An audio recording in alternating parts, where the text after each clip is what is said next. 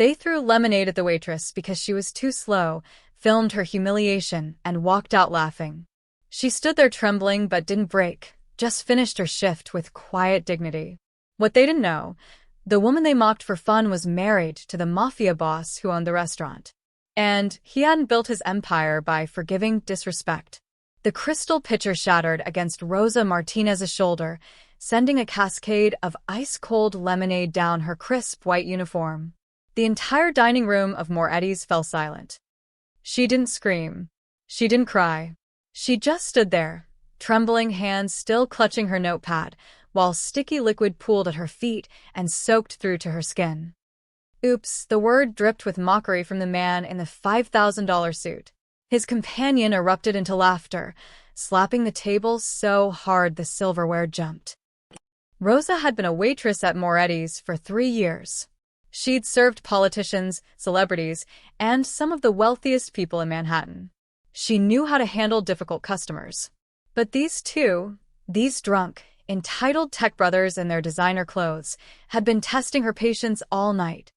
It started small, snapping fingers instead of making eye contact, sending back perfectly cooked steaks twice because they didn't look expensive enough, dropping silverware repeatedly, making her bend down to pick it up while they snickered. But this was different. You know what your problem is? The pitcher thrower leaned back in his chair, gesturing with his whiskey glass. His name was Derek Chun, though Rosa didn't know that yet. You're too slow. We're important people. We don't have time for, he waved dismissively. Whatever this is. His business partner, Marcus Webb, pulled out his phone. Smile for the camera, sweetheart. You're about to be famous. Rosa's face burned. Not from anger, from humiliation. Every eye in the restaurant was on her. The other diners looked away uncomfortably. Her fellow waitstaff stood frozen, unsure whether to help or stay invisible. Gentlemen, her voice came out steady despite the tears threatening to break free. I apologize if our service hasn't met your expectations. Let me get you. Derek mimicked in a high-pitched voice. More laughter. Marcus was definitely recording now, his phone pointed straight at her dripping uniform. From the corner booth, a regular customer named Patricia Hayes watched the scene unfold. She was a retired schoolteacher who came to Moretti's every Friday for the lasagna. She'd seen Rosa serve tables with grace and warmth for years. This wasn't right. Patricia's hand moved to her own phone.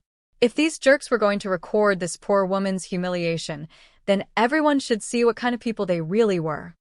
Rosa bent down to pick up the broken glass, her hands shaking now. A piece cut her thumb. Blood mixed with lemonade on the hardwood floor. Oh no, now she's bleeding, Marcus announced dramatically. Should we call an ambulance? Or just tip extra? They dissolved into laughter again. That's when Rosa made eye contact with Marco, the head chef, who'd emerged from the kitchen at the sound of breaking glass. His face was dark with fury. She gave him the smallest shake of her head. Don't. It's not worth it. She finished clearing the glass, excused herself with quiet dignity, and walked, didn't run, to the back. Only when the kitchen doors swung shut behind her did she let the tears fall. Rosa, Marco grabbed her shoulders. Those pieces of garbage. I'm calling Alessandro right now. No. Rosa's voice came out sharp. Don't. Please. It's fine. Fine? Fine? They threw a pitcher at you. I need this job, Marco. If we make a scene, if we call the owner every time a customer is rude, she wiped her eyes with the back of her hand. They're drunk idiots. They'll pay their bill and leave. I just need 5 minutes. But Marco was already texting someone. Rosa was too shaken to notice. Back in the dining room, Derek and Marcus were calling for their check. Still chuckling about the slow waitress, they left a 50-cent tip on a $400 bill and walked out into the Manhattan night, already forgetting what they'd done. Patricia Hayes didn't forget. She'd captured everything. The pitcher throw, Rosa's trembling hands, the blood, the mocking laughter. She watched the video twice, her jaw tight with anger, then opened Twitter. Rich jerks humiliate waitress at Moretti's in Manhattan. This is what cruelty looks like. She hit post. Then she sent it to her daughter, who worked in digital media. Make this go viral, she wrote. By the time Rosa had cleaned herself up, changed into a spare uniform, and finished her shift with 4 smiles, Patricia's video had 3,000 views. By midnight, when Rosa finally got home to her apartment in Queens, it had 50,000. By 3 a.m., it had 500,000. Rosa didn't know. She'd turned off her phone after the incident, too embarrassed to face the concerned texts from her sister. She just wanted to shower, sleep, and forget this nightmare ever happened. What she didn't know, what nobody in that restaurant knew except Marco, was that Moretti's wasn't just named after the owner. Alessandro Moretti didn't just own the restaurant. And Rosa Martinez wasn't just a waitress. She was Rosa Moretti, his wife. They'd kept it secret for safety reasons. His world and hers operated in very different circles. She'd insisted on keeping her maiden name at work, on maintaining her independence, on being treated like everyone else. Now, while Rosa slept fitfully in their bedroom, Alessandro Moretti sat in his downtown office watching the viral video for the 7th time. His face was granite. His jaw muscles twitched, the only sign of the volcano building inside. His phone buzzed. A text from Marco. She didn't want me to call you, but you needed to know. Alessandro set down his phone and opened his laptop. By dawn, he would know everything about Derek Chun and Marcus Webb. Where they lived, where they worked, every business they owned, every debt they owed, every weakness in their carefully constructed lives. They'd humiliated his wife for entertainment. Now he would teach them the most expensive lesson they'd ever learn. The only question was, how completely should he destroy them? Rosa woke to sunlight streaming through the curtains and the smell of coffee. For a blissful 3 seconds, she'd forgotten about last night. Then it all came rushing back, the lemonade, the laughter, the broken glass. She groaned and reached for her phone on the nightstand. 47 missed calls. 63 text messages. Her stomach dropped. The first message was from her sister. OMG, Rose, are you okay? You're all over Twitter. Her hands started shaking again as she scrolled through the others. Friends. Former co-workers. People she hadn't spoken to in years. All sending variations of the same thing. Links, concern, outrage. She opened Twitter. The video had 3 million views. No, her voice cracked. This couldn't be happening. She was a private person. She didn't want to be viral waitress girl or the face of workplace humiliation. You're awake, Alessandro's voice was soft from the doorway. He stood there in his tailored charcoal suit, holding 2 coffee cups, looking like he'd already been up for hours. Which he had. Alessandro, have you seen? I've seen it. He crossed the room and sat on the edge of the bed, handing her the coffee. Drink. You need it. She took a sip, but the coffee tasted like ash. Everyone knows. The whole world has seen me standing there like an idiot while they... Her voice broke. You stood there with dignity. His tone was flat. Too flat. Rosa had been married to Alessandro Moretti for 2 years. She knew that tone. It was the one he used right before something very bad happened to someone who'd crossed him. What are you going to do? She asked quietly. Have breakfast with my wife, he smiled, but it didn't reach his eyes. Come on. You need to eat. 10 minutes later, Rosa sat at their dining table in her robe, pushing scrambled eggs around her plate while Alessandro read something on his tablet. His breakfast sat untouched. You're not eating either, she pointed out. I'm reading. He turned the tablet toward her. It was a detailed profile. Derek Chun, 34, co-founder and CEO of ByteBolt Technologies. Stanford graduate. Net worth estimated at $47 million. Engaged to a fashion influencer. Drives a Tesla Model X. Owns a brownstone in Brooklyn Heights. How did you get all this? Rosa stared at the screen. Vincent sent it over an hour ago. Alessandro scrolled to the next page. This is his partner. Marcus Webb. Also 34. Stanford roommates. They built ByteBolt together. It's a logistics tech company. They optimize delivery routes for restaurants and retailers. Very successful. They just closed a Series B funding round for 80 million inch. Rosa set down her fork. Alessandro. They have 3 major investors, 17 employees, and contracts with 43 businesses across New York. He continued scrolling, his voice clinical. Their technology relies on partnerships with trucking companies, hardware suppliers, and warehouse facilities. It's an elegant system. Very interconnected. Very vulnerable. Alessandro, please look at me. He set down the tablet. His dark eyes met hers, and for the first time since she'd known him, she saw something that frightened her. Not anger. Not rage. Something colder. Something calculating. They humiliated you in front of a room full of people, he said quietly. Then they made sure millions more could watch. They treated you like garbage for their entertainment. And now I'm supposed to what? Let it go? Forget it happened. I just want it to go away. I don't want revenge. I want my life back. Your life. He pulled out his phone and showed her the screen. Headlines from 3 different news sites. Tech brothers attack Waitress. Video shows restaurant abuse. Bytebolt founders face backlash after viral incident. They're already being exposed, Rosa said. See?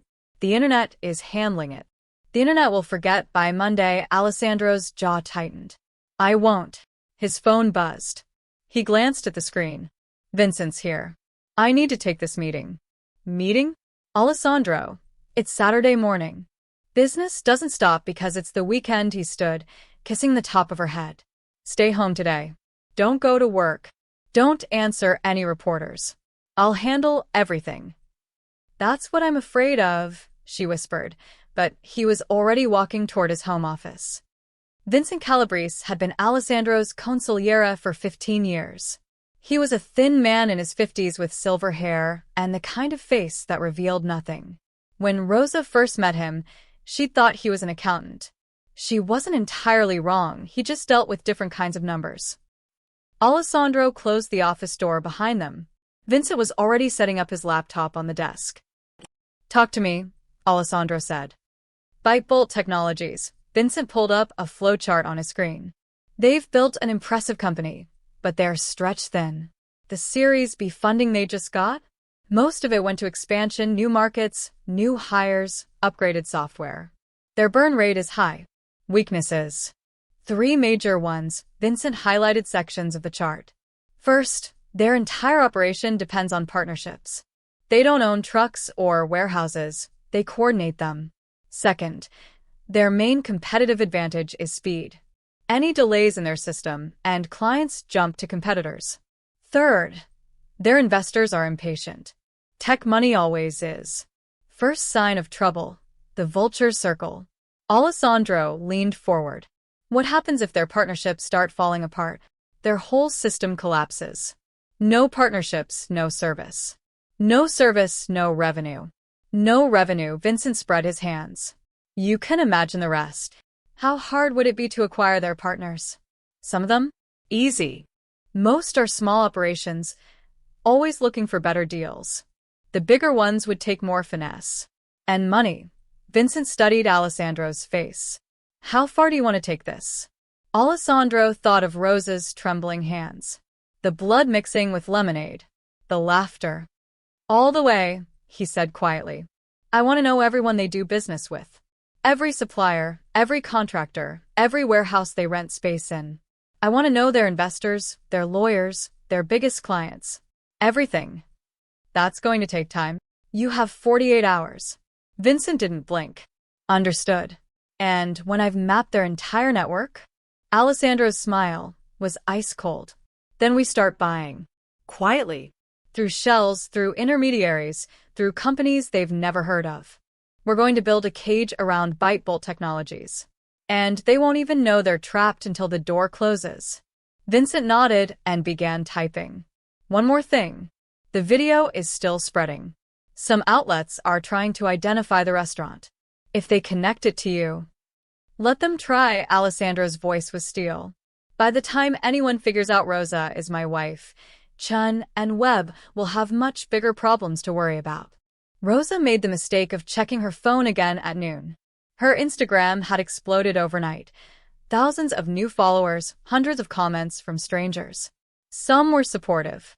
Many were not. She probably deserved it. Slow service is unacceptable. Why didn't she fight back? So pathetic. This is staged. Nobody just stands there like that. I found her Facebook. She lives in Queens. Someone should teach her what real humiliation feels like. That last one made her blood run cold. She immediately switched all her accounts to private, but the damage was done. Screenshots of her personal photos were already circulating. Someone had found her wedding announcement from 2 years ago, though thankfully it only listed her as Rosa Martinez, with no mention of Alessandro's last name or business connections. By 2 p.m., the first reporter showed up outside their apartment building. Rosa watched from the window as a young woman with a camera crew positioned herself on the sidewalk. Then another arrived. Then a van with a satellite dish. "They found me," her voice was barely a whisper. "Alessandro, they found where we live." He appeared behind her, phone pressed to his ear. "Yes, building security now." He hung up. "Tony's handling it. They can't get past the lobby. But they're out there, waiting. What am I supposed to do? Become a prisoner in my own home? You're safe here. That's what matters. Safe." She spun to face him. "Alessandro, look at this." She thrust her phone at him, showing the threatening messages. "People are calling me weak, saying I deserved it. Someone posted my address on Reddit. My address." His face darkened as he scrolled through the messages. "Give me the phone." "What?" "No, I need." "Rosa." "Phone." Now, his voice left no room for argument. She handed it over, watching as he powered it down completely. "You can't just cut me off from the world. I can when the world is attacking you." He pocketed her phone. "Vincent is setting up a new number for you. Unlisted. Your real friends and family will get it. Everyone else can wait." She wanted to argue, but exhaustion won out. She sank onto the couch, pulling a throw pillow against her chest like a shield. This was supposed to be a normal night. Serve tables, earn tips, go home. Now I'm viral waitress girl, and there are news vans outside our building. Alessandro sat beside her, his presence solid and grounding. "This will pass." "Will it?" "Because right now it feels like my entire life is being picked apart by strangers." She wiped at her eyes. "Do you know what the worst part is? Not the lemonade or the humiliation. It's that I can't escape it. Every time I close my eyes, I see that moment. And now millions of other people see it too." "What do you want me to do?" It was such a simple question, but the weight behind it made her pause. What did she want? Justice? Revenge? For it all to disappear? "I want to go back to work," she said finally. "I want to prove I'm not broken. I want those men to not have this power over me." "You could take time off. A vacation. Let this blow over. And let them win?" She shook her head. "No." "I've worked at Moretti's for 3 years. I love that job. I love our regulars, the kitchen staff, even the crazy Friday night rushes. I'm not giving that up because 2 drunk idiots decided to make me their entertainment." Alessandro was quiet for a long moment. "The restaurant is getting attention too. Positive attention, mostly. People are calling to make reservations specifically to support you. Patricia Hayes is giving interviews about what a gracious and professional server you are." "Patricia?" Rosa felt a flicker of warmth. "That's sweet of her. She started this whole thing. Posted the original video." Rosa's head snapped up. "What?" "She recorded it and put it on Twitter. That's how it went viral." He studied her reaction. "Did you not know?" I thought Marcus recorded it on his phone and posted it himself. I didn't realize she processed this information. Patricia was trying to help me." "She was." And now the story has shifted. It's not just about 2 men being cruel. It's about a woman maintaining her dignity under impossible circumstances. You're becoming a symbol, Rosa. I don't want to be a symbol. I just want to be me. Too late. He touched her cheek gently. But being a symbol doesn't mean you're weak. It means you're visible.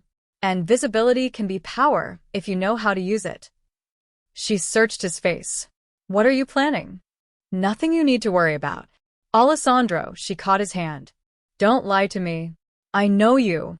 I know that look in your eyes. You're planning something. He was silent for several heartbeats. Then, those men humiliated you, made you bleed, laughed while they did it. Do you really think I'm going to let that slide? I think, she chose her words carefully, I think whatever you're planning will be bigger than just making things even. And I'm afraid of what that means. For them. For us. You're afraid I'll hurt them? I'm afraid you'll destroy them. And I don't know if I can live with being the reason someone's entire life falls apart, even if they deserve it. Alessandro pulled her close, his arms wrapping around her like a fortress. When he spoke, his voice was calm, cold, and absolutely certain. They started this, Rosa. Not you. They made the choice to humiliate a woman who'd done nothing wrong. They filmed it. They laughed about it. They walked out like it meant nothing. His hand stroked her hair. I'm going to finish it. Not because you asked me to. Because they need to learn that some people aren't as defenseless as they look. She pulled back to look at him.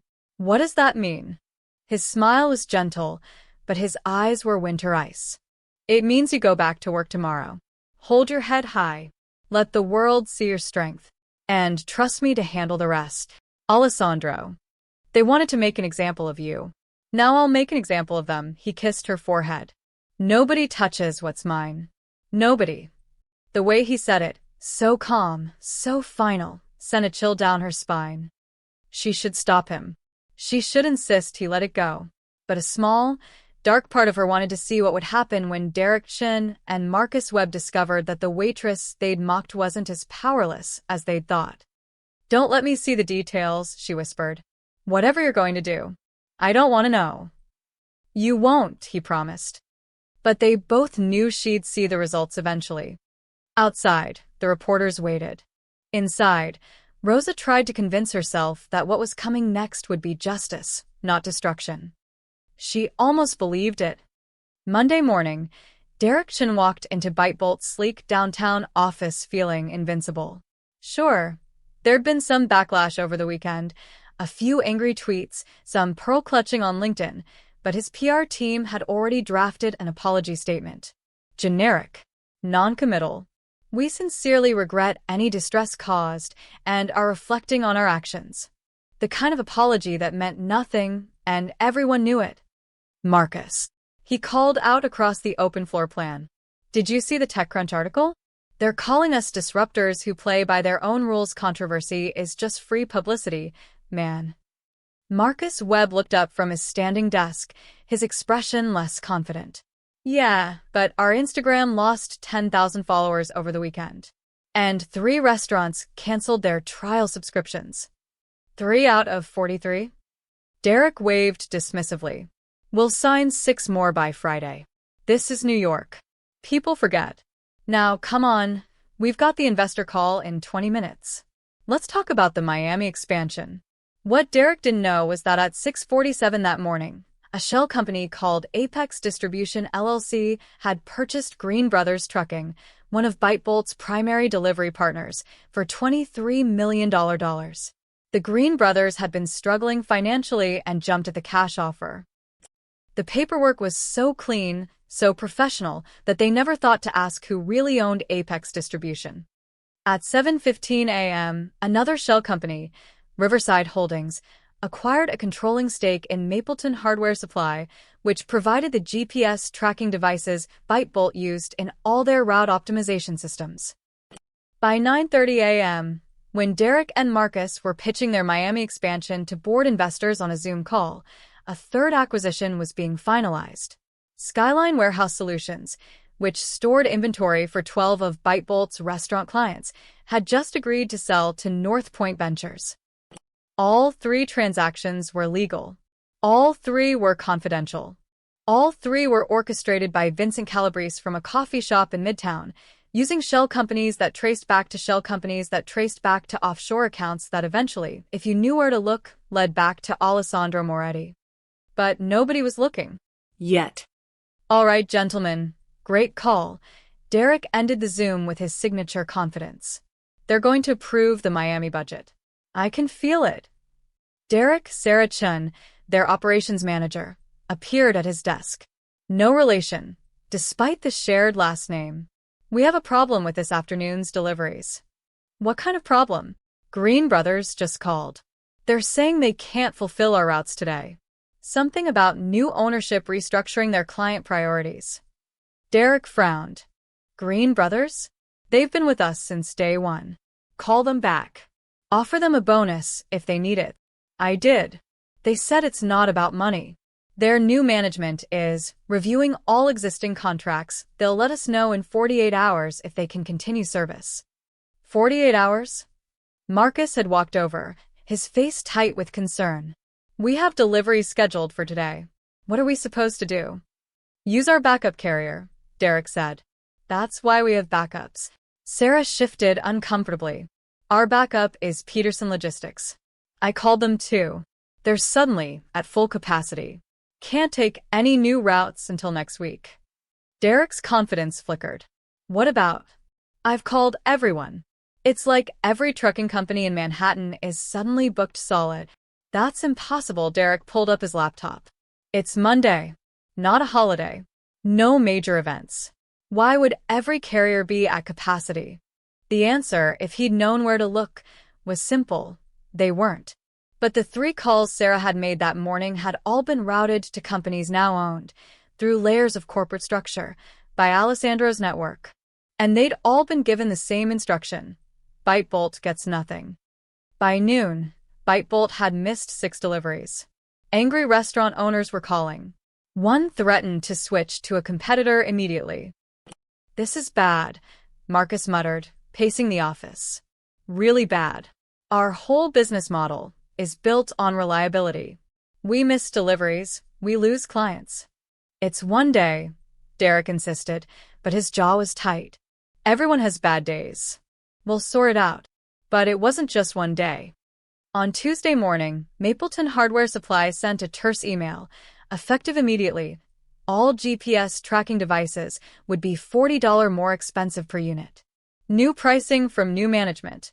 No negotiation. $40 per unit? Marcus stared at the email. We use 2,000 units. That's an extra 80 grand a year. Shop around, Derek said. Find another supplier. But when Sarah called their secondary hardware supplier, she got a recorded message. Thank you for calling. We are currently restructuring our client base and not accepting new contracts at this time. Their tertiary supplier? Same message. What the hell is going on? Derek stood in the middle of the office, bewildered. It's like every company we work with suddenly got new management at the exact same time. That's not possible, Marcus said, but his voice lacked conviction. Wednesday brought worse news. Skyline Warehouse Solutions, which stored inventory for a third of Bytebolt's clients, announced they were implementing a facilities upgrade that required all current tenants to vacate within 2 weeks. Alternative storage would cost triple the current rate. Derek called their contact at Skyline, a guy named Joe he'd played golf with twice. Joe, what the hell?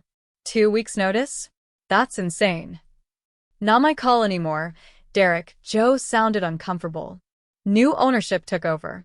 They're cleaning house, renegotiating everything. I'm lucky I still have a job.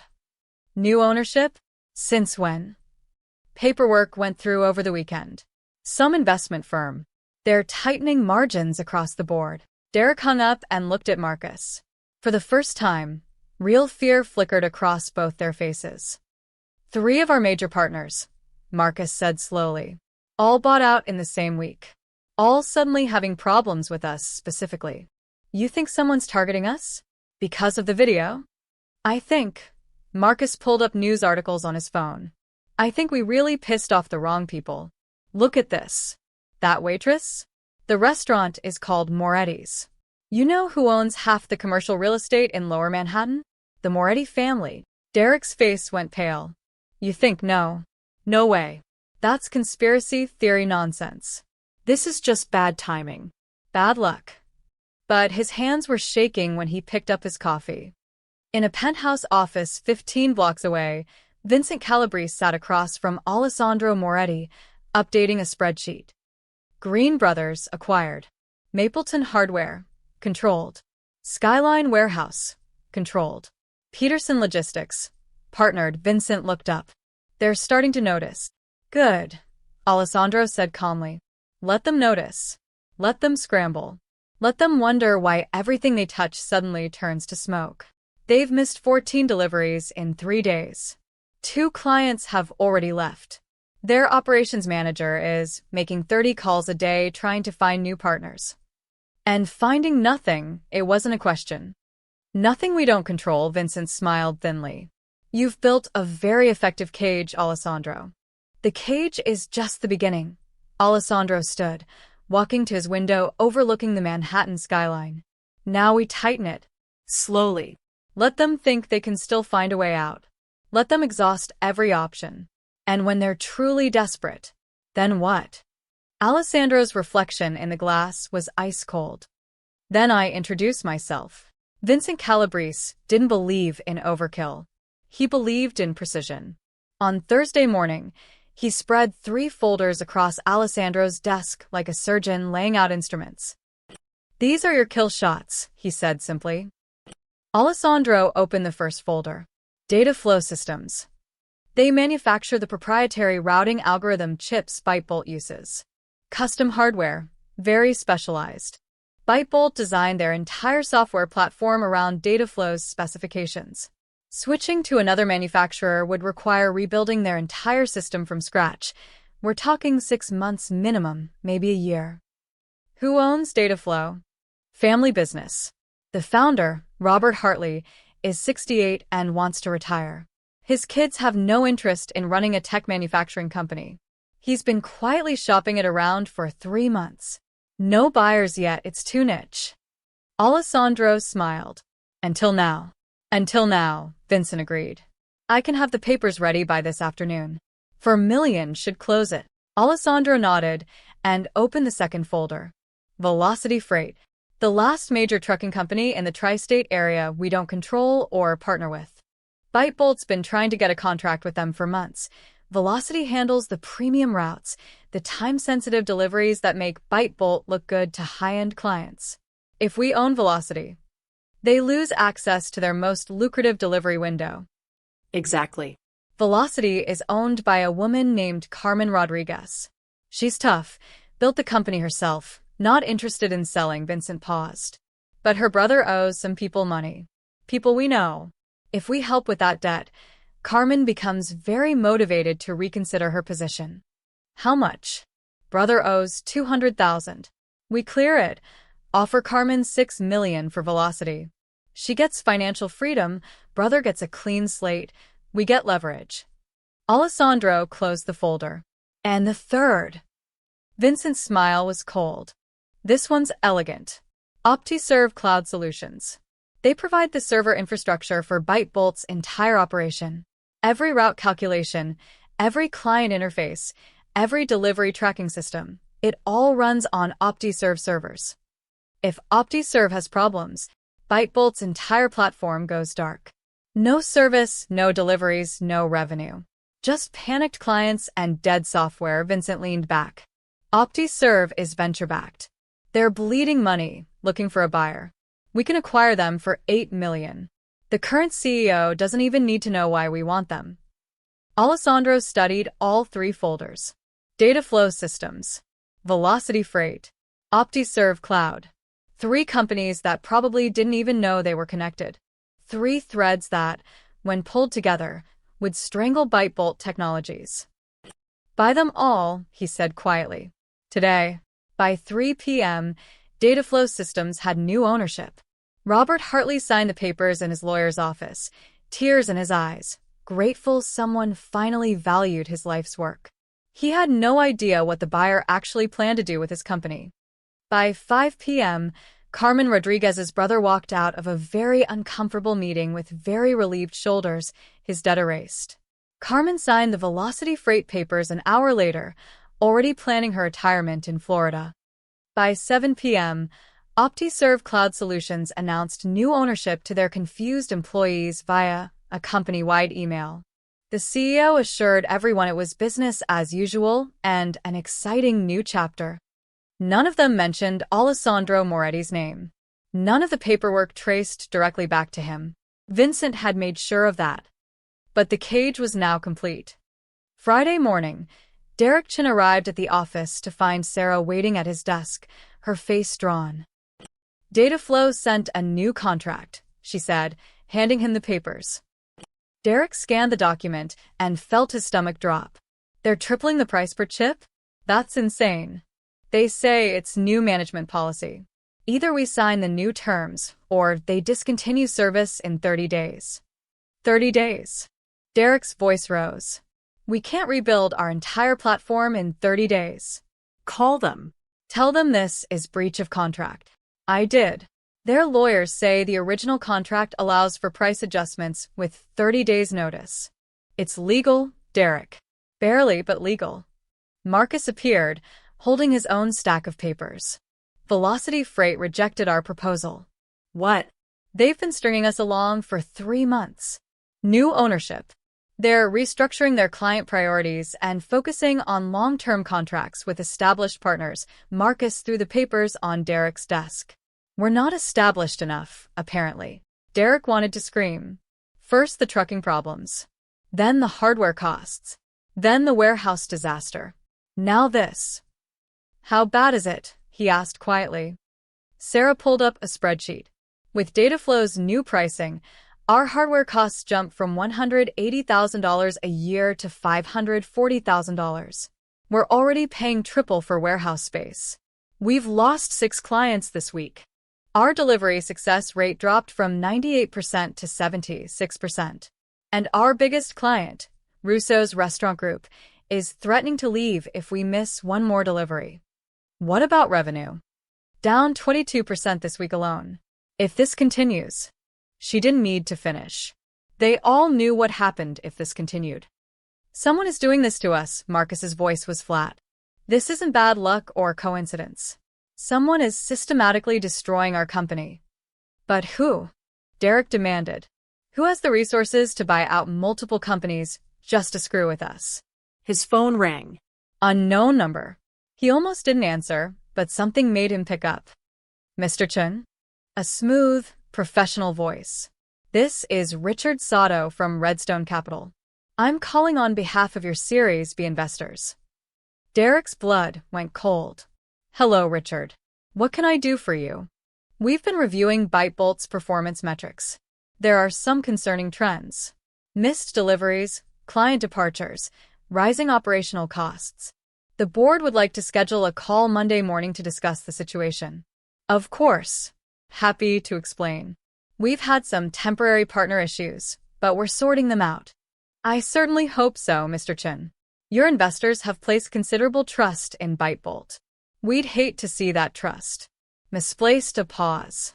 Have a good weekend. The line went dead. Derek set down his phone with a shaking hand. Marcus and Sarah stared at him. That was Redstone Capital, Derek said.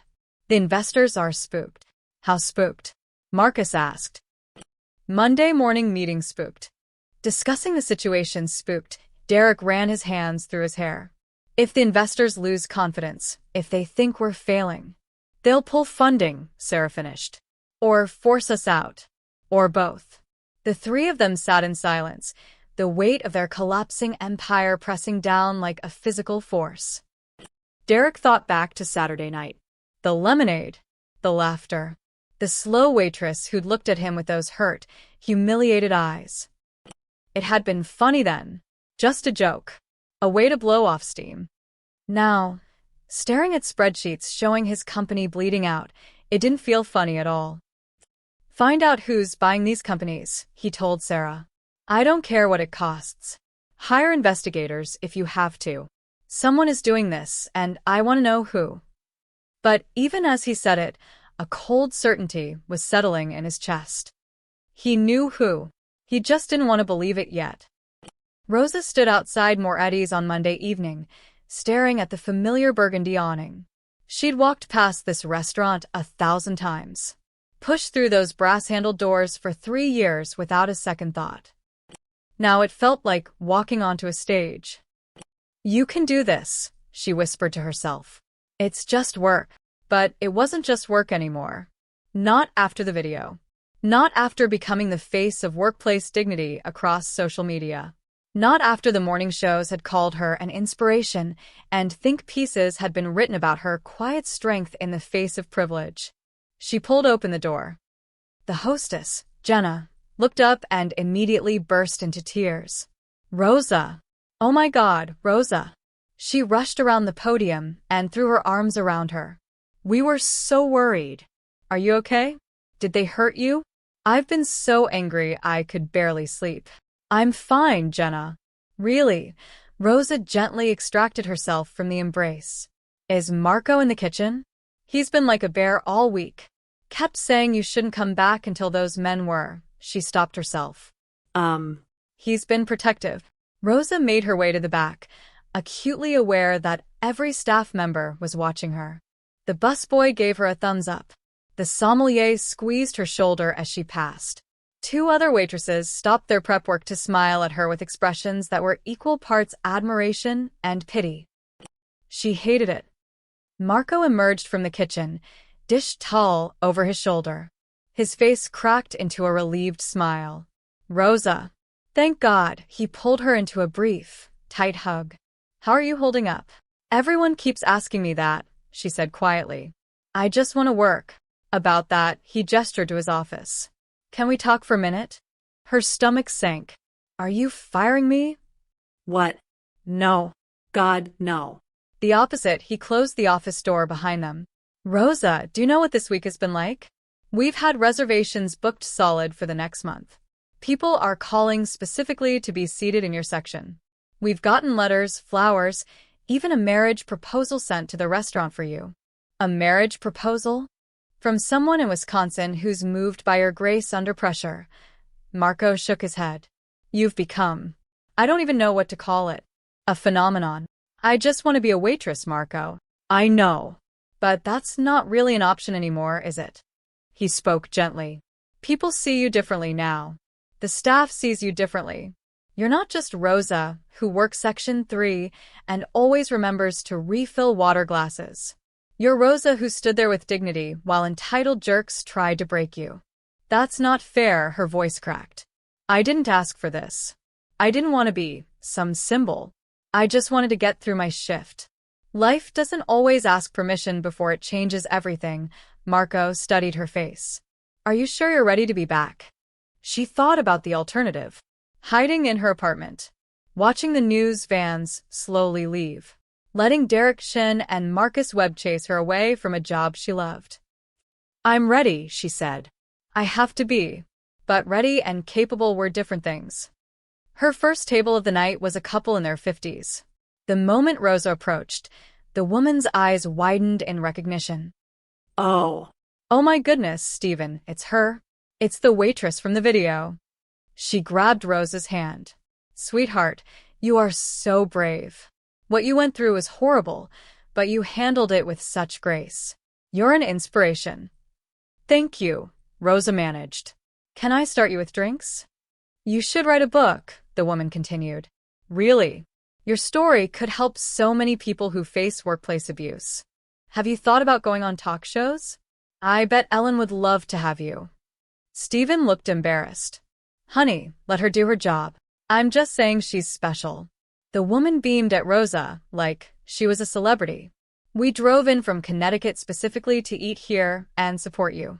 Rosa took their order with shaking hands. This happened 3 more times that night. Customers who treated her like a visiting dignitary instead of their server. Who wanted photos. Who left $100 tips on $40 bills and little notes saying, stay strong and you're amazing. By 9 p.m., Rosa was hiding in the walk-in freezer, trying not to cry. Marco found her there. Hey. You okay? No, she hugged herself against the cold. I can't do this. Everyone's staring at me. Treating me like I'm made of glass. Or like I'm some kind of hero. I'm not a hero, Marco. I'm just a person who got humiliated and now can't escape it. You want to quit? The question hung in the frozen air. Did she? It would be easier. She could find another restaurant, one where nobody knew her face. Start over somewhere quiet. I don't know, she whispered. Maybe. That night, she told Alessandro. They sat on the couch in their living room, the city lights glittering through the windows. I thought going back would make things normal again, she said. But it's worse. Everyone treats me differently. I'm not Rosa anymore. I'm Lemonade Girl, or that brave waitress, or worst of all, an inspiration. I don't want to inspire anyone. I just want my life back. Alessandro was quiet for a long moment. What did you feel when that picture hit you? She blinked at the question. What? In that moment, when the lemonade splashed over you and they laughed, what did you feel? Rosa closed her eyes, remembering. Humiliated. Small. Powerless. And when you finished your shift that night, when you could have walked out but didn't, I felt, she searched for the word, stronger than them, like they'd tried to break me and failed. That's grace, Rosa, he took her hand. Not the pretty, easy kind. The hard kind. The kind that stands up when everything in you wants to collapse. You showed everyone what real strength looks like. I don't feel strong. I feel exhausted. Strength and exhaustion aren't opposites. He turned to face her fully. You stood with grace. Now, let them see what grace backed by power looks like. What do you mean? His smile was dangerous and gentle at the same time. I mean, don't quit. Don't hide. Don't let them chase you away from something you love. You go back tomorrow and the next day and the day after that. You hold your ground. And what will you be doing? What I do best, he kissed her forehead. Making sure those who hurt you understand exactly how expensive their entertainment was. She should have asked more questions. Should have demanded to know his plans. But part of her, the part that still felt sticky lemonade running down her back, still heard that mocking laughter, didn't want to know. Don't let me see it, she said finally. Whatever you're doing, I don't want the details. You won't see anything, Alessandro promised. Except Chen and Webb learning the most important lesson of their lives. Which is? His eyes were cold steel. Some people look defenseless. But everyone has someone who would burn the world down for them. Rosa shivered and pulled closer to him, wondering if she should feel guilty for not stopping what was coming. She didn't feel guilty at all. The email from Russo's restaurant group arrived at 7:43 a.m. on Wednesday. Marcus read it twice, hoping the words would somehow change. Dear Bytebolt Technologies, due to continued service disruptions and missed delivery windows, we are terminating our contract effective immediately. We will be transitioning to OptiRoute Solutions. Please cease all deliveries and return any Russo's branded materials within 48 hours. Russo's wasn't just a client. They were the client. 27 locations across Manhattan and Brooklyn. Nearly 30% of Bytebolt's monthly revenue. Derek, Marcus's voice sounded hollow as he walked into the CEO's office. We lost Russo's. Derek looked up from his laptop, his face already haggard from a week of crisis management. What? They're gone. Effective immediately. Switching to OptiRoute. For a moment, Derek just stared. Then he stood up, walked to his window overlooking the city, and very quietly said, Fuck. It gets worse, Marcus continued. OptiServe sent an email at 6 a.m. They're implementing emergency maintenance on our servers this Friday. 4-hour shutdown window. Right in the middle of our busiest delivery period. They can't do that. We have contracts. SLA guarantees. They say it's critical infrastructure updates. Non-negotiable, Marcus dropped into a chair. Derek, we're hemorrhaging. Russo's is gone. We lost Chen's grocery chain yesterday. Park Avenue Catering last week. Our client list is down to 31 from 43. That's 12 clients in 2 weeks. I know the numbers, Marcus. Do you know this one? Our delivery success rate is now at 61%. 61%, Derek. We promised 98% minimum. Our competitors are at 95%, he laughed bitterly. We're not just losing. We're being obliterated. Derek's phone buzzed. Then Marcus's. Then every phone in the office seemed to light up simultaneously. Sarah burst through the door, her face pale. The OptiServe shutdown? It's not 4 hours. I just got off the phone with their support team. It's 3 days. Friday through Sunday. Complete service interruption. That's impossible, Derek said. We have deliveries scheduled. We have clients depending on us. Not anymore, Sarah's voice was shaking. I've gotten 6 cancellation emails in the last 20 minutes. Word is spreading. Nobody wants to risk their deliveries with us offline for 3 days. Call OptiServe. Offer them double, triple, whatever it takes to postpone the maintenance. I tried. They said the decision came from ownership level and isn't negotiable. She looked between Derek and Marcus. Who owns OptiServe now? Does anyone know? Nobody answered. In the main office space, the atmosphere was toxic with panic. Employees huddled in small groups, speaking in low, worried voices. Everyone could see the writing on the wall. ByteBolt was dying. Tom Henderson, their lead developer, approached Derek's office. We need to talk about contingencies. What kind of contingencies? The OptiServe shutdown. We should migrate to backup servers before Friday. We don't have backup servers, Tom. Our entire infrastructure is built on their system. Then we need to build them. Now. I can have the team working around the clock. With what money? Marcus cut in. Do you know how much cloud infrastructure costs? We're already burning through cash faster than we can replace it. Tom's face hardened. So what's the plan? We just let the company go dark for 3 days and hope our remaining clients don't all leave? The plan, Derek said through gritted teeth, is I'm working on it. But he wasn't working on it. He was drowning in it. By Thursday afternoon, ByteBolt's Slack channels were chaos. Engineers discussing other job opportunities. The sales team sharing LinkedIn posts from competitors who were hiring. Someone had created a private channel called Exit Strategy that 17 people had already joined. Derek called an all-hands meeting at 4 p.m. The conference room was packed, but the energy was funeral quiet. I know you're all worried, he began. I know the last 2 weeks have been hell, but ByteBolt is strong. We've faced challenges before. We've never lost 12 clients in 2 weeks, someone called out from the back. We've never had our infrastructure shut down during peak hours, another voice added. Derek held up his hands. I understand the frustration, but we're working on solutions. New partnerships. Alternative providers. We're going to weather this storm. Are we? Tom stood up. Because from where I'm sitting, it looks like someone is systematically destroying this company. Every partner we rely on suddenly has problems. Every backup option disappears. This isn't bad luck, Derek. This is coordinated. The room erupted in murmurs. That's conspiracy thinking, Derek said, but his voice lacked conviction. Is it? Sarah spoke up, surprising everyone.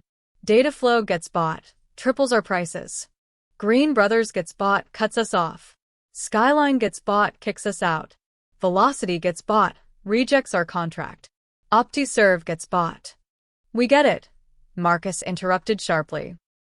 Do we? Sarah looked around the room. 5 critical partners. All bought in the same 2-week period. All suddenly hostile to us, specifically. And nobody can tell me who actually bought them. The ownership structures are all shell companies and offshore accounts. So, what are you suggesting? Derek demanded. Someone with unlimited resources decided to destroy ByteBolt for fun? Not for fun, Tom said quietly. For revenge. The word hung in the air like smoke. Derek felt every eye in the room turn to him. They all knew. Of course they knew. The video had gone viral. Everyone had seen it.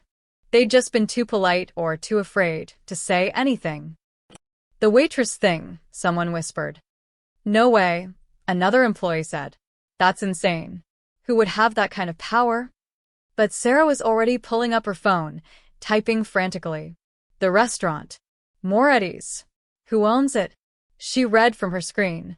Owned by the Moretti family. Real estate holdings across Lower Manhattan. Connections to, she stopped, her face going white. Connections to what? Marcus asked. She looked up at Derek, and he saw fear in her eyes. Real fear. The Moretti family isn't just restaurant owners, she said slowly. They're connected to some serious people, like organized crime serious. And Alessandro Moretti specifically, she swallowed hard. He owns about 40 different businesses across New York, through various holding companies. He's basically untouchable. The room went silent. Derek felt the floor drop out from under him. The waitress, Rosa, the woman he'd splashed with lemonade and laughed at while his friend filmed. Alessandro Moretti's wife. Oh God, Marcus whispered beside him. Derek. What did we do? Derek couldn't answer. He was too busy calculating how thoroughly, how completely, how irreversibly screwed they were. By Friday morning, ByteBolt had 16 clients left. OptiServe's shutdown was in effect. The office felt like a mausoleum. And Derek Chin finally understood what it meant to be powerless. The same way Rosa had felt, standing in that restaurant with lemonade dripping down her uniform while he laughed. Except his humiliation was only beginning. The conference call with Redstone Capital started badly and got worse. Let me make sure I understand correctly. Richard Sato's voice came through the speaker with ice-cold precision. In 2 weeks, you've lost 27 clients, your operational costs have increased by 340%, and your platform was completely offline for 72 hours. Derek sat at the head of ByteBolt's conference table, Marcus beside him, both looking like defendants at their own trial. On the screen, 6 faces stared back at them. The investment partners who'd bet $80 million on ByteBolt's future. We experienced some unexpected infrastructure challenges, Derek began. Unexpected. Jennifer Park, another partner, cut him off. Mr. Chin, we've reviewed the timeline. 5 of your critical partners were acquired within a 2-week window. All 5 immediately became hostile to your business. Our analysts don't believe in coincidence on this scale. We're exploring all possibilities. Are you being targeted? Richard asked bluntly. Because if someone is waging economic warfare against ByteBolt, we need to know. Now. Derek exchanged a glance with Marcus. They'd spent 3 days debating whether to tell the investors about their suspicions. About the viral video. About Alessandro Moretti. There may be personal factors involved, Marcus said carefully. Personal factors? Jennifer leaned toward her camera. What does that mean? An incident occurred 2 weeks ago. At a restaurant. It involved. Derek's throat was dry. It involved us and a member of the waitstaff. The incident was recorded and went viral. The investors stared. You're telling us, Richard said slowly, that this company's collapse is connected to you two being rude to a waitress. When he said it like that, it sounded absurd. Impossible. Like conspiracy theory nonsense. Except the numbers didn't lie. We believe the restaurant owner may be connected to the acquisitions, Marcus said. We've tried to verify, but what? Our lawyers can't trace the ownership structures. Everything leads to shell companies. There was a long, dangerous silence. Let me be very clear, Richard said. Redstone Capital invested $80 million in ByteBolt Technologies based on your projections, your leadership, and your business model. That model is now in ruins. Your client base has collapsed. Your operational infrastructure is compromised. And you're suggesting this is because you threw lemonade at someone's employee? It's more complicated than. I don't care how complicated it is. Jennifer's voice rose. You have 2 weeks to stabilize this company, or we're exercising our contractual rights. That means removing you from leadership, bringing in interim management, and either selling whatever's left or shutting down entirely. 2 weeks isn't enough time to.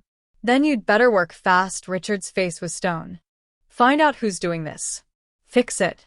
Or say goodbye to your company. This call is over. The screen went black. Derek put his head in his hands.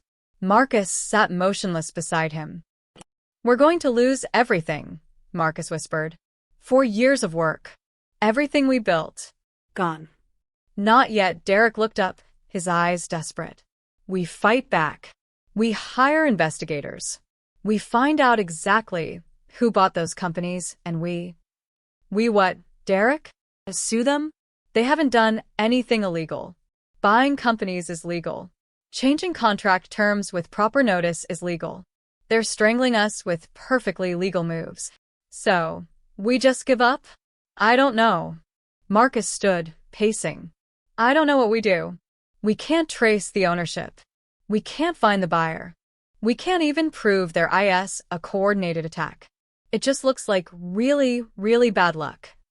Derek's phone buzzed. Then Marcus's. They both looked down at the identical text from an unknown number. Mr. Chun, Mr. Webb. I represent certain parties interested in discussing ByteBolt's current difficulties. A private meeting can be arranged. Saturday, 8 p.m., Continental Club, private dining room. Come alone. This is your only opportunity. They stared at the message. It's him, Marcus breathed. It has to be, or it's a scam. Or a trap. You think we have a choice? Marcus showed Derek the message again. This is someone with real information. Someone who knows what's happening to us. We need to take this meeting. Derek wanted to refuse. Wanted to tell Marcus they should go to the police, or hire bodyguards, or do literally anything except walk into a private meeting with whoever was systematically destroying their lives. But what choice did they have? We bring lawyers, Derek said finally. The text says come alone. I don't care what it says. We're not walking into some private room without representation. If someone wants to talk business, we talk with lawyers present. They hired Morrison and Associates, the best corporate litigation firm they could find on short notice. Cost them $15,000 just for the consultation. Alan Morrison was a shark in a tailored suit. He listened to their story with increasing concern. Let me understand, he said. You believe someone has acquired 5 separate companies for the sole purpose of damaging your business? Yes. And you believe this is retaliation for a personal incident? Yes. And you can't prove any of it. Derek and Marcus said nothing. Morrison leaned back. Gentlemen, even if we could trace these acquisitions back to a single source, which we can't because they're structured specifically to prevent that, there's no crime here. Buying companies is legal. Changing contract terms is legal. What you're describing is economic competition, not criminal conspiracy. But it's targeted. Derek protested. It's deliberate. Prove it. In court. With evidence, Morrison folded his hands. You can't. Which means legally you have no recourse. Whoever is doing this knows exactly how to operate within the law while destroying you. So, what do we do? Marcus asked. Take the meeting, Morrison said. Find out what they want. Maybe they're willing to negotiate. Maybe there's a settlement option. But go in knowing you're in a very weak position. How weak? Morrison's smile was grim. You're bleeding out, gentlemen. And whoever scheduled this meeting knows it. They're not inviting you to negotiate as equals. They're inviting you to surrender. Saturday evening, Derek and Marcus stood outside the Continental Club in their best suits, feeling like they were walking to their own execution. Morrison waited in a car across the street, ready to intervene if things went wrong. Though what intervening would accomplish, none of them knew. The maitre d' was expecting them. Mr. Chun, Mr. Webb, right this way. He led them through the elegant restaurant to a private dining room in the back. Heavy oak door. Soundproofed walls. The kind of room where important deals were made and broken. The kind of room where men with real power operated. Your host will be with you shortly, the maitre d' said, and closed the door behind him. Derek and Marcus waited in suffocating silence. 2 minutes. 5. 10. Then the door opened. Alessandro Moretti walked in. He was younger than Derek expected. Early 40s, impeccably dressed, with a kind of calm that came from absolute confidence. No bodyguards. No lawyers. Just him and a leather folder. Derek felt his knees go weak. Marcus made a small sound in his throat. Alessandro closed the door, walked to the head of the table, and sat down. He didn't smile, didn't threaten, just looked at them with eyes that could have been carved from ice. Gentlemen, he said quietly, I believe you've been looking for me. Alessandro Moretti didn't look like a man who'd just spent 2 weeks dismantling a multi-million-dollar company. He looked like someone ordering dinner. Derek found his voice first. Mr. Moretti. We. We wanted to meet with you. To discuss. I know what you want to discuss. Alessandro's voice was soft, almost gentle. It was somehow more terrifying than if he'd shouted. You want to know why your company is falling apart. You want to understand why every business partner you've ever had is suddenly unavailable. You want to make a deal. Marcus gripped the edge of the table. You bought them. All of them. Dataflow, Green Brothers, Skyline. I have diverse business interests. Alessandro opened the leather folder, pulled out several sheets of paper, and slid them across the polished wood. But we're not here to discuss my portfolio. We're here to discuss yours. Derek picked up the papers with shaking hands. It was a purchase agreement. Bytebolt Technologies. All assets, patents, software, warehouse leases, client contracts, everything for $800,000. $800,000? Derek's voice cracked. Bytebolt is worth $47 million. We just raised $80 million in Series B funding. You raised $80 million, Alessandro corrected. Past tense. Your company was worth $47 million. Right now, it's worth whatever I'm willing to pay. And I'm being generous. This is extortion. No. Extortion is illegal. Alessandro leaned back in his chair. This is business. You have a failing company. I'm offering to buy it. You're welcome to refuse and find other buyers. His smile was razor-thin. Good luck with that. Marcus stared at the papers. Why are you doing this? What did we do to you? The question hung in the air. Alessandro's expression didn't change, but something shifted in his eyes. Something dark and cold. You really don't know? He asked quietly. The video, Derek said. The waitress. But that was it was a stupid mistake. We were drunk. You didn't mean to throw a pitcher at someone? You didn't mean to humiliate her in front of a room full of people? You didn't mean to film it and laugh while she bled? Alessandro's voice remained soft, but each word landed like a hammer. Which part was the accident exactly? We're sorry, Marcus blurted out. We are. It was wrong. We know that. But you can't destroy an entire company because of one mistake. That's insane. Insane. Alessandro stood, walking slowly around the table toward them. Neither Derek nor Marcus could bring themselves to move. Let me tell you what's insane.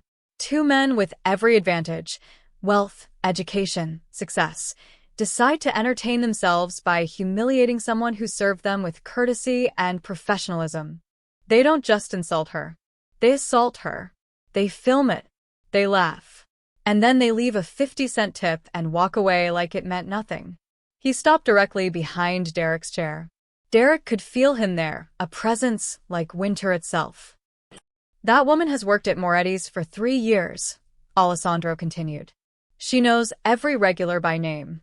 She remembers their orders, their allergies, their anniversaries. She's been Employee of the Month 11 times. She volunteers at a food bank on her days off. And you threw lemonade at her for being too slow. We'll apologize, Derek said desperately. Publicly. We'll donate to charity in her name. Whatever you want. Just, please. Don't take everything. Alessandro walked back to his seat and sat down, his movements controlled and deliberate. You want to apologize? You want to make amends? Here's your opportunity. He pulled out another document and slid it across. Derek picked it up. A public apology event, Derek read aloud. At Moretti's restaurant. Formal attire. Full press coverage. His voice died in his throat as he reached the last line. Rosa Moretti. The name hit him like a freight train. Rosa Moretti. Marcus grabbed the paper, his face going white. The waitress is my wife, Alessandro finished calmly. Though she insisted on keeping her maiden name at work. She wanted to be treated like everyone else. Not as the owner's wife. Just as Rosa, the waitress who works section 3-inch. Derek felt the room spin. The waitress he'd mocked. The woman he'd splashed with lemonade. The person whose humiliation he'd found so entertaining. She was married to the man who now owned his entire business infrastructure. Oh God, Marcus whispered. We didn't know. We had no idea. Would it have mattered? Alessandro's eyes were merciless. If she'd been someone else's wife, someone less powerful, would that have made it acceptable? Neither of them could answer. Alessandro tapped the purchase agreement. Here's how this works. You sign these papers. You sell me ByteBolt for $800,000, barely enough to cover your legal fees and outstanding debts. You attend the public apology at my restaurant, where you will look Rosa in the eye and apologize for what you did. In front of cameras. In front of the city. You will mean it. And if we refuse? Derek asked, though he already knew the answer. Then I don't buy ByteBolt. I let it collapse. Your investors will force you out within a week. You'll have to declare bankruptcy. Your reputation in the tech industry will be destroyed. Every future venture you attempt will be associated with a company that imploded because you couldn't treat a waitress with basic human decency. Alessandro's smile was ice. And I'll still own 60% of the logistics infrastructure in Manhattan. Your competition will thrive on the ashes of your failure. He pushed the papers closer. Sell, he said quietly, or watch everything burn. Derek looked at Marcus. Marcus looked at the papers. $800,000. For years of work, dreams of expansion and success, and making their mark on the world. All of it gone because of one cruel moment. We need time to think, Marcus tried. No, you don't. Alessandro checked his watch. Your Series B investors are meeting tomorrow morning to vote on removing you from leadership. If you sign now, we can issue a joint press release tonight. ByteBolt Technologies acquired by Moretti Ventures in strategic partnership. You get to save face. Keep your dignity. Walk away with something instead of nothing. We built this company from scratch, Derek said, his voice breaking. 4 years of our lives. Rosa's been building her career for longer, Alessandro replied. And you try to destroy it in 3 minutes. For a joke. The words hung there, undeniable and damning. Derek picked up the pen. His hand shook so badly, he could barely grip it. Where do we sign? Alessandro pointed to the signature lines. Here. And here. And initial here. Derek signed. Then Marcus. Each signature felt like cutting off a piece of himself. When it was done, Alessandro collected the papers and stood. The apology event is next Friday, 7 p.m. Be on time. Wear appropriate attire. And gentlemen. They looked up at him. 2 broken men in expensive suits. Learn something from this, Alessandro said. Power isn't about how many people you can humiliate. It's about how thoroughly you can dismantle those who try. He walked out, leaving them sitting in the private dining room with the ruins of their empire scattered across the table. Marcus put his head in his hands and wept. Derek just stared at the closed door, finally understanding what Rosa must have felt that night. Powerless. Small. Destroyed. Except when it happened to her, she'd stood with dignity. He'd signed away everything he'd built and still felt like a coward. The press release went out at 11 p.m. Saturday night. ByteBolt Technologies acquired by Moretti Ventures in strategic partnership. Founders Chun and Webb to remain as advisors during transition period. The tech blogs picked it up immediately. By Sunday morning, the narrative was everywhere. ByteBolt sold after operational struggles and tech darlings exit after rapid decline. Some articles mentioned the viral video. Most focused on the business angle, the mysterious collapse, the failed partnerships, the convenient timing of Moretti Ventures swooping in to acquire the struggling company. Nobody except Derek, Marcus, and Alessandro knew the real price. $800,000 for a company that had been worth 60 times that amount 3 weeks ago. Derek sat in his Brooklyn brownstone Sunday afternoon, staring at the wire transfer confirmation on his laptop. After taxes, legal fees, and splitting with Marcus, his share was $287,000. Less than he'd made in a single year as ByteBolt CEO. His fiancée, Chelsea, found him there at 4 p.m., still in yesterday's clothes, surrounded by empty coffee cups. Derek? What's wrong? You didn't come to bed last night. He couldn't look at her. We sold ByteBolt. You. What? I thought you were just having temporary problems. You said you were meeting with someone to fix things. We sold it. For nothing. For less than nothing, his voice was hollow. It's over, Chelsea. Everything we built. Gone. She sat beside him, taking in the devastation on his face. I don't understand. How did this happen? That video. The waitress, he finally met her eyes. She was Alessandro Moretti's wife. Chelsea's face went pale. Even she, who worked in fashion and barely followed business news, knew that name. Everyone in New York knew that name. Oh my God, Derek. What did he do? He took everything. Derek laughed bitterly. Legally. Perfectly. He bought out every company we worked with, choked our business until we were drowning, and then offered to buy the corpse for pennies. And we took it because the alternative was watching it collapse completely.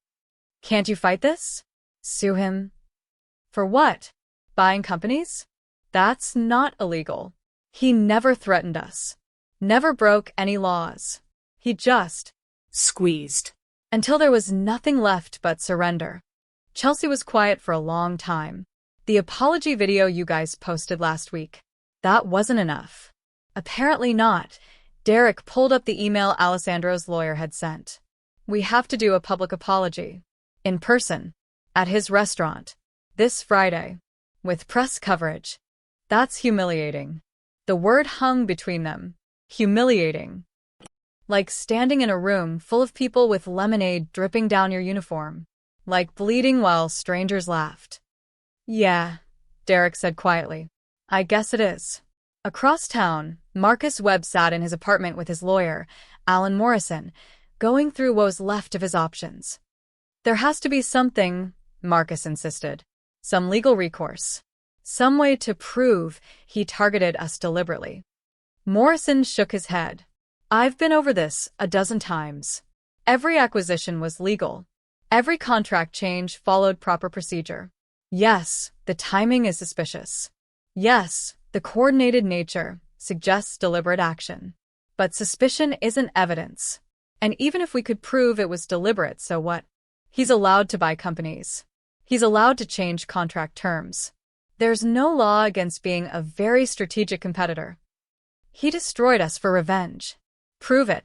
In court. With documentation showing his explicit intent to harm Bitebolt specifically because of a personal grievance, Morrison spread his hands. You can't. Which means you have no case. Marcus slumped in his chair. So we just take it? Show up Friday and grovel. You made a deal. You signed papers. You took his money, not much money, but his money nonetheless. Now you fulfill your end of the bargain. Morrison started packing his briefcase. My advice? Make the apology genuine. Mean it. Because if Alessandro Moretti thinks you're being insincere, I guarantee he has ways to make your life even more difficult than it already is. How is that possible? He already took everything. Morrison paused at the door. He took your company. He could still take your reputation, your future employment prospects, your ability to ever work in tech again. Right now, you're founders who sold their struggling company. You can recover from that. But if you piss him off further? He shook his head. I've seen what happens to people who make enemies of men like Alessandro Moretti. They don't just lose once. They keep losing. After Morrison left, Marcus called Derek. Are we really doing this? Marcus asked. The apology? Do we have a choice? We could refuse. Leave town. Start over somewhere else. With what money? What reputation? Derek's laugh was harsh. He won everything, Marcus. The company, the contracts, the assets. All we have left is the chance to walk away with some dignity. If we refuse the apology, we lose that too. I can't believe it came to this. One stupid night. One cruel joke. It wasn't a joke, Derek said quietly. We need to stop calling it that. It wasn't a joke. It was assault.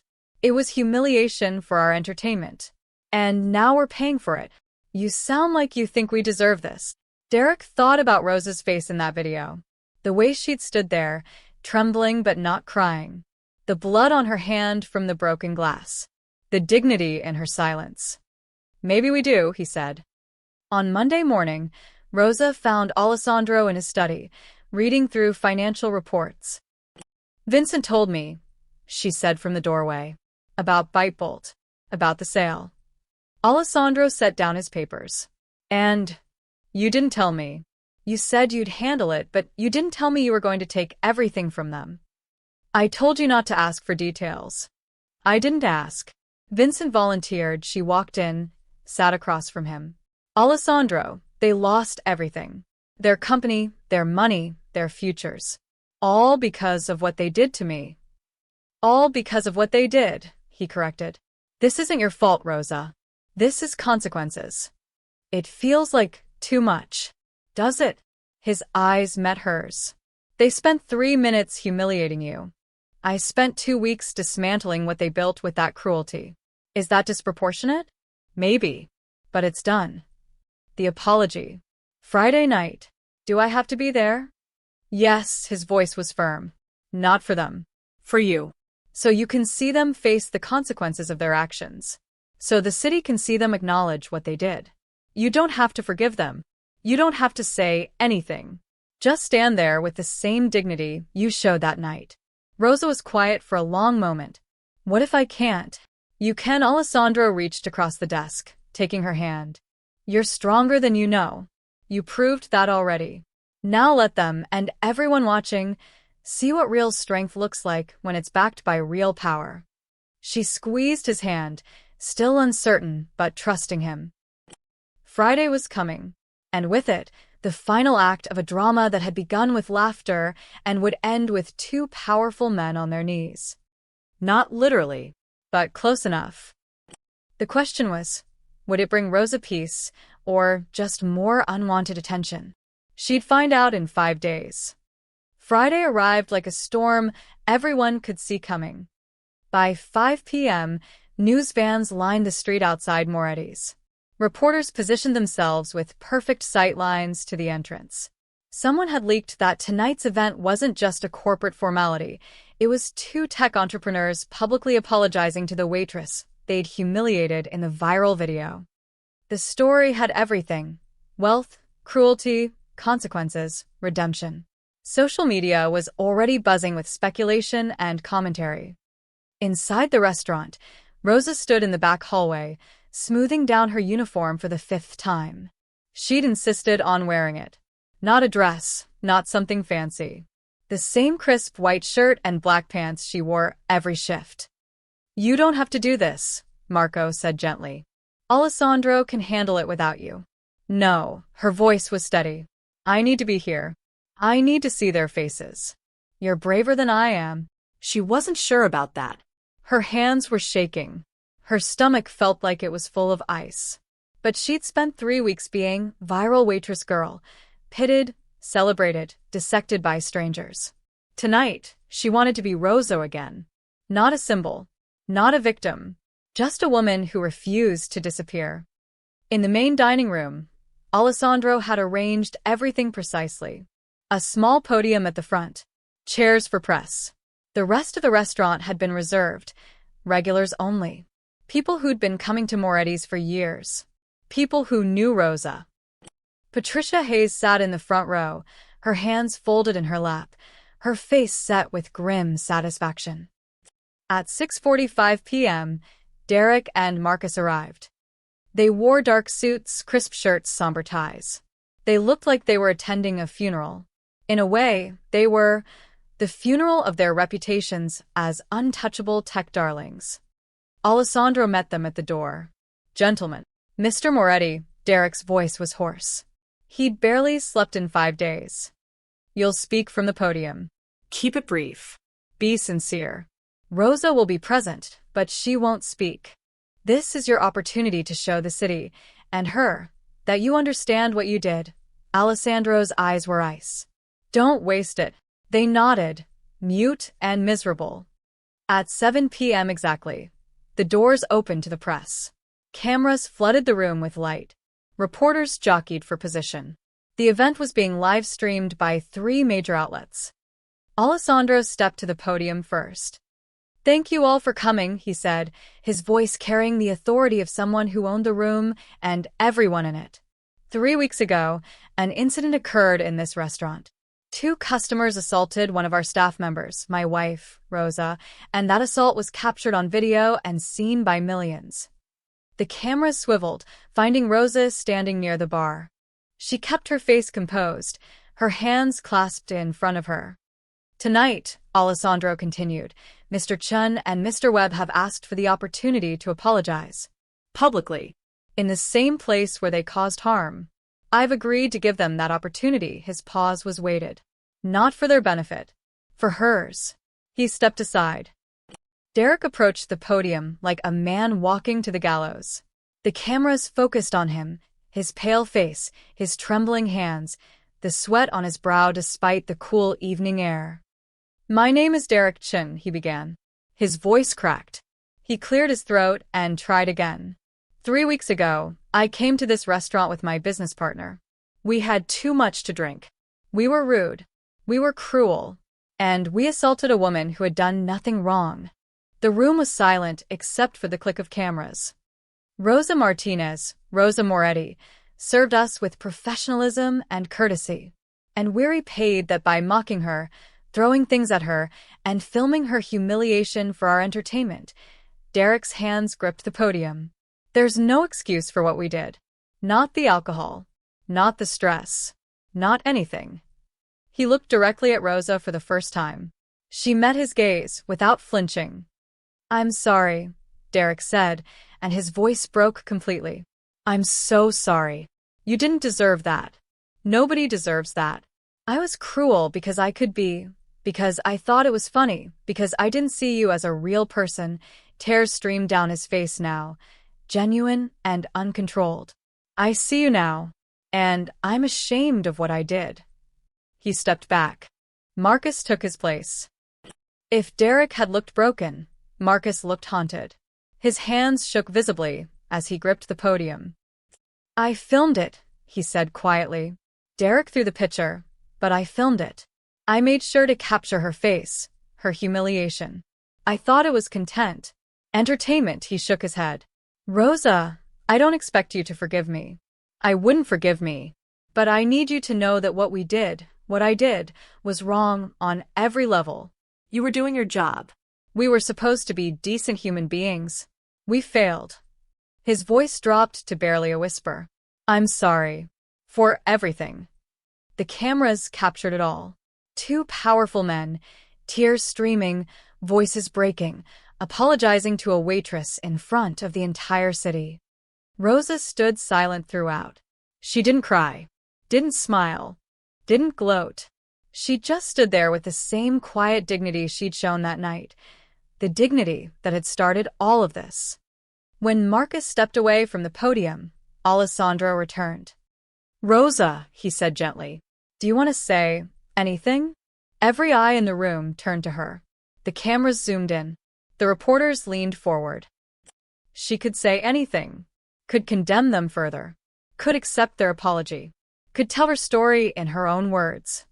Instead, she walked forward slowly, her footsteps echoing in the silent room. She stopped in front of Derek and Marcus, looking at them with eyes that had seen their worst and survived it. I accept your apology, she said quietly. Not warmly. Not with forgiveness. Just acknowledgement. What you did hurt me. What happened after hurt me too. The attention, the scrutiny, the loss of my privacy. I hope you've learned something from this. I hope nobody else has to learn the way I did. She turned to the cameras. I'm not a symbol. I'm not inspiration. I'm just someone who went to work and got hurt by people who thought cruelty was entertainment. It happens every day to people everywhere. Usually without cameras. Without justice, her voice strengthened. Maybe this changes something. Maybe people think twice before treating service workers like they're less than human. That's what I hope comes from all of this. She walked back to her position by the bar. The room erupted, reporters shouting questions, cameras flashing, the sound of a moment that would be replayed 1,000 times. Alessandro raised his hand for silence. That's all. Thank you for coming. The restaurant is closed for the evening. As the press filed out, still shouting questions, Patricia Hayes approached Rosa and hugged her tightly. You are perfect, honey, she whispered. Just perfect. Rosa hugged her back, finally letting the tears come now that the cameras were gone. Derek and Marcus stood by the door, uncertain. Alessandro gestured to them. You can go, he said simply.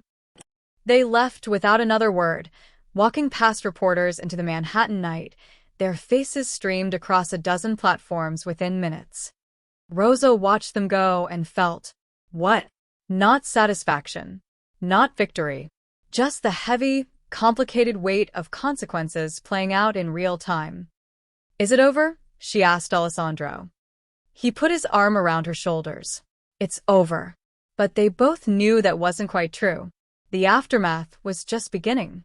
6 weeks later, Rosa walked into Moretti's for the evening shift and felt something different in the air. Not pity anymore. Not awkward sympathy or uncomfortable hero worship. Just respect. Section 3, as always, Marco said, handing her the evening assignments with a genuine smile. You've got the Johnson family, they requested you specifically. Said nobody else gets their daughter's dairy allergy right. Rosa smiled back. Tell them I'll be right there. It had taken time, but slowly, so slowly, things had returned to something resembling normal. The news vans were gone. The interview requests had dwindled to nothing. Her social media had quieted down to the occasional supportive message instead of the overwhelming tsunami of attention. She was just Rosa again. Rosa who worked Section 3. Rosa who remembered orders and brought extra bread without being asked. Rosa who loved her job. But something had changed, and she felt it in small ways. The way customers met her eyes with respect instead of looking through her. The way her coworkers treated her as an equal rather than someone fragile. The way she walked through the dining room with her head high, no longer afraid of being seen. The viral video hadn't broken her. It had revealed something she'd always had but never fully claimed, her own strength. Rosa, Patricia Hayes called from her usual booth. Come here, I want to introduce you to my book club. We've been discussing workplace dignity, and I've been boring them all with stories about you. Rosa laughed a real laugh and went to meet them. Just another Friday night at Moretti's. Across town, Derek Chin sat in a coffee shop with his laptop, applying for jobs. Not CEO positions. Not even executive roles. Those doors had closed the moment Bytebolt Technologies became synonymous with cautionary tale. His LinkedIn was still active, but the connection requests had stopped. The networking calls had dried up. He was applying for senior manager positions now. Sometimes mid-level. Anywhere that would look past the Google results when they searched his name. His engagement had ended 3 weeks ago. Chelsea had been kind about it, but the writing was on the wall. She'd signed up for a future with a successful tech CEO, not a disgraced founder still figuring out how to rebuild from rubble. Some days, Derek wondered if he deserved any of this. Other days, he watched that video, still online, permanently, and knew exactly what he deserved. The lemonade, the laughter, the casual cruelty of two men who'd had everything and thought it made them invincible. They'd learned otherwise. Marcus had moved to Seattle. Fresh start, new city, far from the wreckage. They barely spoke now. Too much shared shame, too much reminder of who they'd been. Derek lived alone in a smaller apartment, worked on his job applications, and tried to figure out who he was when he wasn't defined by success. It was the hardest education he'd ever received. Meanwhile, in a penthouse office overlooking Manhattan, Alessandro Moretti reviewed quarterly reports with Vincent. The logistics network is performing better than projected, Vincent said, pulling up charts. Bytebolt's old clients transitioned smoothly. The delivery infrastructure we acquired has increased efficiency across 17 partner restaurants. Revenue is up 31% in the sector. Alessandro nodded, scanning the numbers. Bytebolt's technology, once used to humiliate and destroy, now strengthened his empire. The companies he'd acquired weren't just leverage anymore. They were assets, carefully integrated into his broader operations. Green Brothers Trucking, Data Flow Systems, Velocity Freight, OptiServe Cloud, all running smoothly under new management, generating steady profits, contributing to a network that now controlled over 60% of Manhattan's logistics infrastructure. What had started as revenge had become empire building. And Chen? Webb. Alessandro asked. Chen still in New York, job hunting. Webb moved to Seattle, working at a mid-sized tech company in middle management. Neither are any threat. Vincent closed his laptop. You broke them completely, Alessandro. They'll never recover their former positions. Alessandro was quiet for a moment, thinking about Rosa. How she'd stood in that restaurant, tears in her eyes but voice steady, accepting an apology that could never undo the harm. How she'd gone back to work the next day, and the day after that, refusing to be chased away from something she loved. They broke themselves, he said finally. I just made sure they paid the full price. That evening, Alessandro picked Rosa up from work. She slid into the car, tired but content, smelling faintly of garlic and rosemary from the kitchen. Good shift, he asked. Good shift, she confirmed. The Petersons left a 30% tip and a note saying I'm the best server in Manhattan. They're not wrong. She laughed and leaned her head on his shoulder. You know what's strange? I thought I'd never feel normal again after everything. But tonight, for the first time in weeks, I just felt like Me. not viral waitress girl. Not a symbol. Just Rosa. You were always just Rosa, Alessandro said. The world just finally caught up. They drove through Manhattan as the city lights flickered to life. Two people who understood different kinds of power. Rosa's power was quiet, the power of dignity, of standing firm when everything said to break. Alessandro's power was louder, the power of resources and connections, and the ability to dismantle empires. Together, they were formidable. What had begun as a cruel joke, lemonade splashed for entertainment, laughter at another's pain, had ended with the complete destruction of everything Derek Chen and Marcus Webb had built. Not through violence. Not through anything illegal. Just through the patient, methodical application of power wielded by someone who understood that the strongest force isn't always the loudest. Sometimes power doesn't roar. Sometimes it squeezes. And sometimes, when cruelty meets consequence, the world learns an old lesson in a new way. Everyone has someone who would burn it all down for them.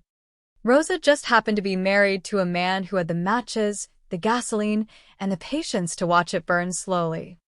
Two men had learned the most expensive lesson of their lives. And Rosa Martinez Moretti went back to work, untouchable and unbroken, serving tables with the same grace that had started everything. Only now, everyone knew what grace backed by power looked like. The end.